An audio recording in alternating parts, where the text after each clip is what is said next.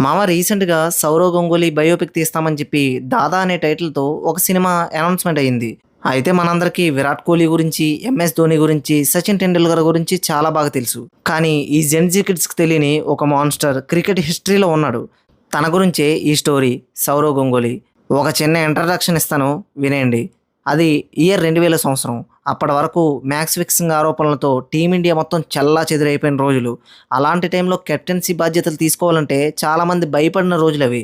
కానీ ఆ టైంలో టీమిండియా బాధ్యతలు చేపట్టడానికి ఒక వ్యక్తి ముందుకొచ్చాడు. అప్పటి వరకు ఈ మ్యాచ్ ఫిక్సింగ్ ఆరోపణలతో క్రికెట్ ప్రపంచం మొత్తం టీమిండియాని చాలా చులకనగా చూసింది. అయితే తిన కెప్టెన్ అయిన తర్వాత జహీర్ ఖాన్, హర్భజన్ సింగ్, వీరేంద్ర సెహ్వాగ్, యువరాజ్ సింగ్, మహమ్మద్ కేఫ్ ఇలా ఎంతోమంది క్రికెటర్స్ని టీమిండియాలోకి పరిచయం చేసి టీమిండియా అంటే అవతల టీంకి భయపడేలా చేశాడు. అప్పటి వరకు మిగతా టీమ్స్ ఆస్ట్రేలియా, ఇంగ్లాండ్ ఇలాంటి టీమ్స్ టీమిండియాని సెలెక్ట్ చేస్తే ఊరుకునేవాళ్ళు. కానీ దాదా టీంలోకి వచ్చిన తర్వాత ఎవడైనా అగ్రెషన్ చూపిస్తే వాడికి అక్కడే మూడేది. అన్నట్టు చెప్పడం మర్చిపోయాను. అగ్రెషన్ అంటే ఇప్పుడు విరాట్ కోహ్లీ అంటున్నారు కదా! ఒకప్పుడు అగ్రెషన్‌కే బ్రాండ్ అంబాసిడర్ తను. లార్డ్స్ గ్రౌండ్‌లో ఆ షర్ట్ విప్పిన సీన్ ఉంటదే, ఒక రేంజ్‌లో ఉంటది. నిజం చెప్తున్నాను కదా! ఈ సినిమా రిలీజ్ అయిన తర్వాత క్రికెట్ ప్రపంచంలో ఇలాంటి ఒక వ్యక్తి ఉన్నాడని చెప్పి ఈ జెన్‌జీ కిడ్స్‌కి అర్థమవుతది. Thank you.